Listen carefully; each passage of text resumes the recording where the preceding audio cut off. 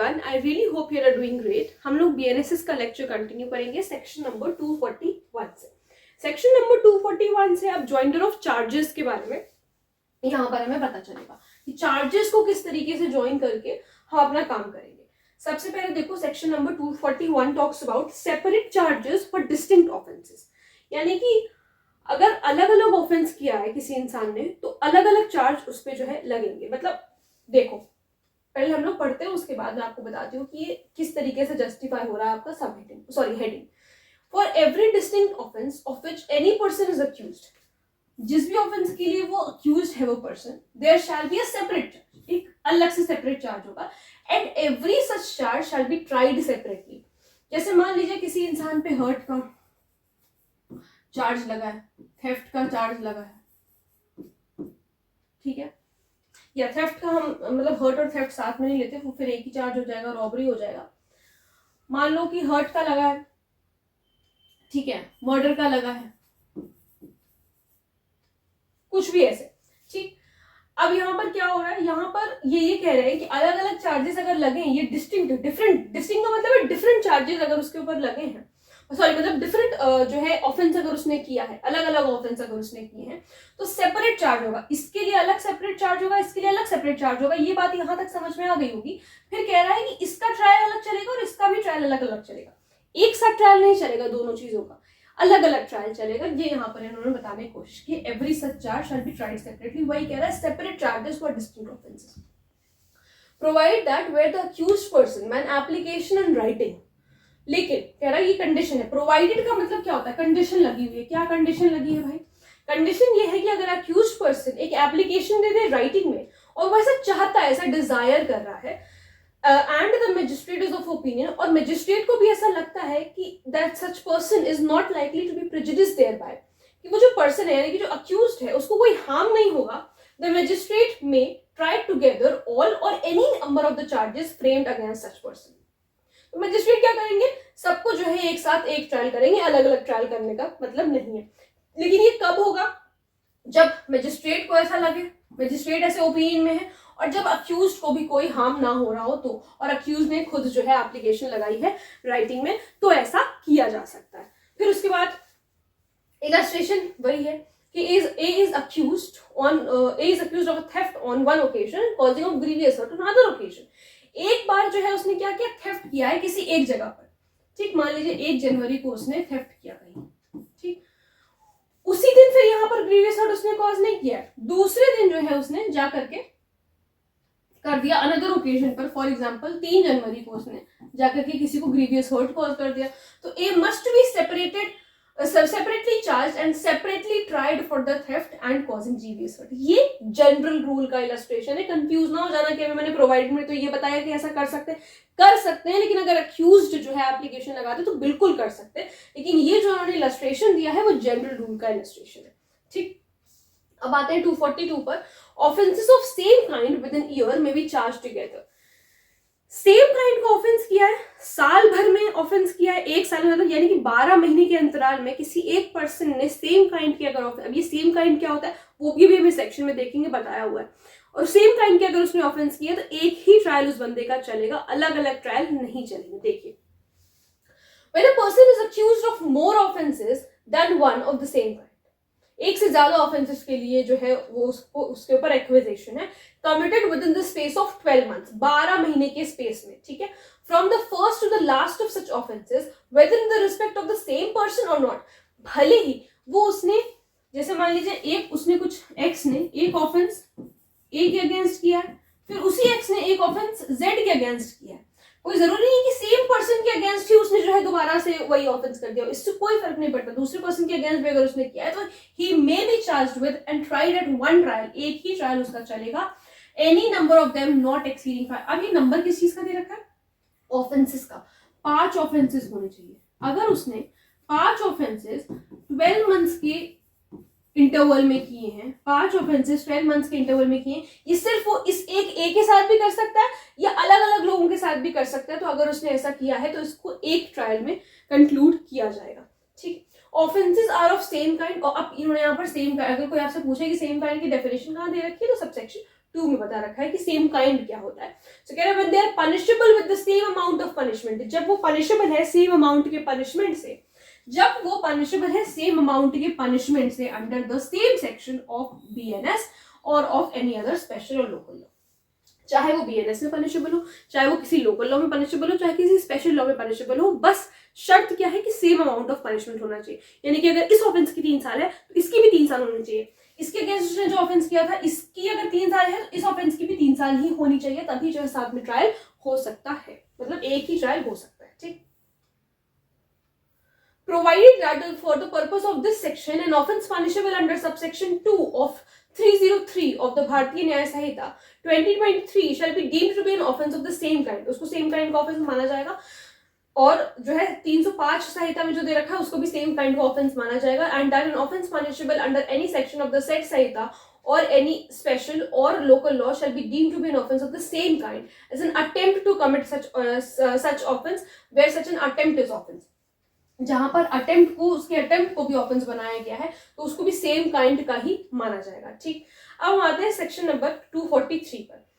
243 क्या कह रहा है कि trial for more than one offence, एक ऑफेंस से ज्यादा, मतलब एक से ज्यादा ऑफेंस किए तब उसका ट्रायल चल रहा है। तो कह रहा है if in one series of act so connected together as to form, ये थोड़ी सी लैंग्वेज समझ में आ रही है, ये रेस जेस्चर की बात कर रहा है। Section number 4 of BSA and section number 6 of Indian evidence act.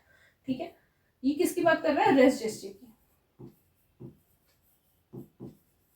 Same transaction में हो रही है चीजें, सेम ट्रांजैक्शन में हो रही है, more offences than one are committed by the same person.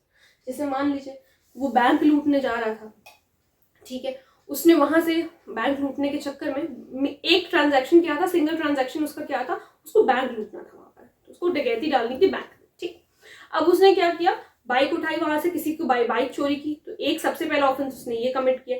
दूसरा, इतनी तेज वो बाइक लेकर के भागा कि किसी का उसने एक्सीडेंट कर दिया, ये उसने दूसरा जो है ऑफेंस किया, किसी को मार दिया, किसी का जो है उसकी रैश ड्राइविंग की वजह से किसी की डेथ हो गई, तो उसको भी रैश ड्राइविंग का चार्ज भी लग सकता है, रैश नेग्लिजेंट एक्ट का भी चार्ज लग सकता है। तो ये कह रहा है कि जब ऐसा कुछ हुआ है by the same person, person same ही है, तो he may be charged with and tried at one trial, तो ऐसे में अगर कुछ हुआ है तो उसका एक ट्रायल चल सकता है फॉर एवरी सच ऑफेंस। इन्होंने सिर्फ इतनी सी सिंपल सी बात कही। फिर उसके बाद कह रहा है when a person charged with one or more offences, एक या एक से ज्यादा ऑफेंसेस के लिए उसको चार्ज किया गया है, of criminal breach of trust, criminal breach of trust का ही ऑफेंस था, डिसऑनेस्ट या फिर डिसऑनेस्ट मिसअप्रोप्रिएशन, आपके लिए कीवर्ड क्या है, क्रिमिनल ब्रीच ऑफ ट्रस्ट या फिर डिसऑनेस्ट मिसअप्रोप्रिएशन ऑफ प्रॉपर्टी था, as provided in subsection 2 of section 235 or in subsection 1 of section 242 is accused of committing for the purpose of facilitating or concealing the commission of that offence. Purpose क्या था, या तो facilitate करना, उसमें help करना, या फिर कंसील करना कि ऐसा कोई ऑफेंस हुआ है। So one or more offences of falsification, falsification का मतलब है कि आपने अकाउंट्स में कुछ गलती, मतलब कुछ फॉल्स चीजें आपने बनाई हैं, तो यहाँ पर इसमें भी जो है इन सारी चीजों का वन ट्रायल हो सकता है फॉर एवरी सच ऑफेंस, ये इसमें बताया हुआ है।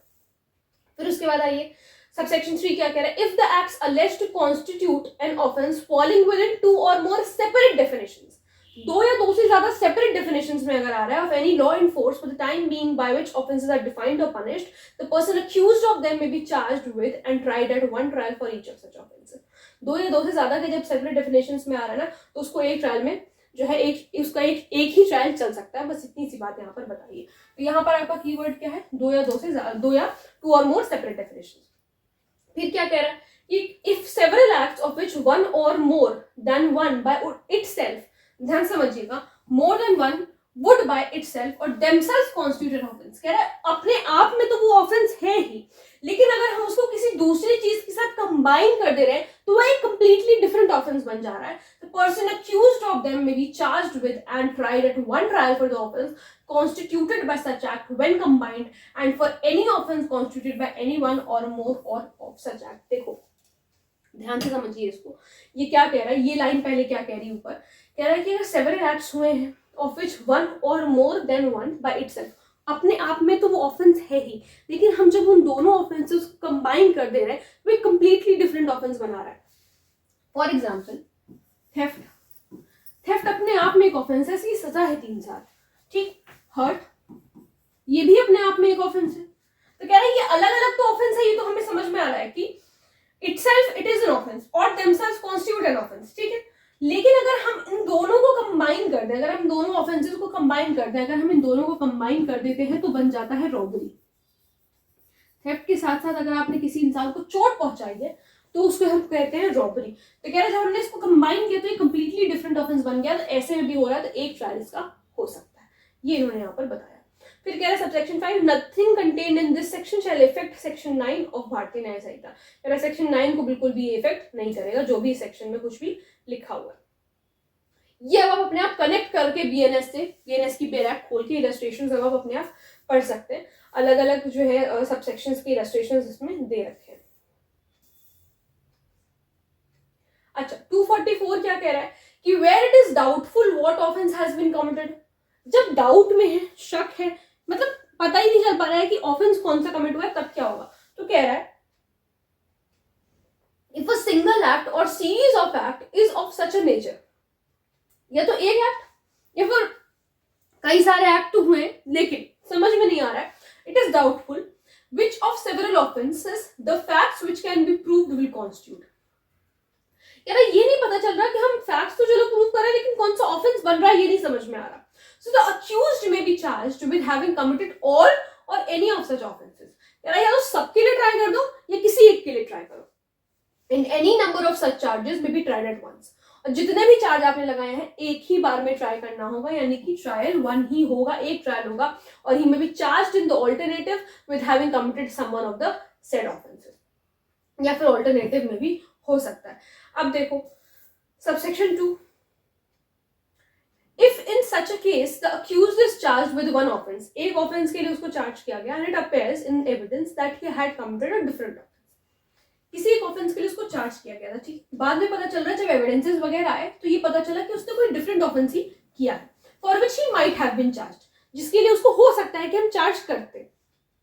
तो यहाँ पर उसको भले ही उस पर्टिकुलर ऑफेंस से चार्ज नहीं किया गया जिसके लिए प्रूव हो गया कि उसने वो किया था, लेकिन तब भी जो है उसको क्या बोलते हैं, उसको उसकी पनिशमेंट मिल जाएगी, यानी कि उसको कन्विक्ट कर दिया जाएगा। तो वही यहाँ पर लिखा he may be convicted of the offence which he is shown to have been committed, जो उसको प्रूव कर दिया, ये वाला ऑफेंस प्रूव हो गया है क्योंकि, तो इस वजह से हम इसको इस ऑफेंस के लिए कन्विक्ट कर देंगे, भले ही इस ऑफेंस से हमने उसको चार्ज नहीं किया था। वही इन्होंने बताया ना, क्योंकि उसको चार्ज हमने किसी दूसरे ऑफेंस से किया था, लेकिन एविडेंसेस जब सामने आए तो पता चल रहा है कि इसने तो कोई दूसरा ऑफेंस कमिट किया, तो कोई बात नहीं, जो दूसरा ऑफेंस प्रूव हो गया है तो हम उसके लिए उसको कन्विक्ट कर देंगे, पहले ऑफेंस को जाने देंगे, क्योंकि उससे हमें कोई मतलब नहीं है।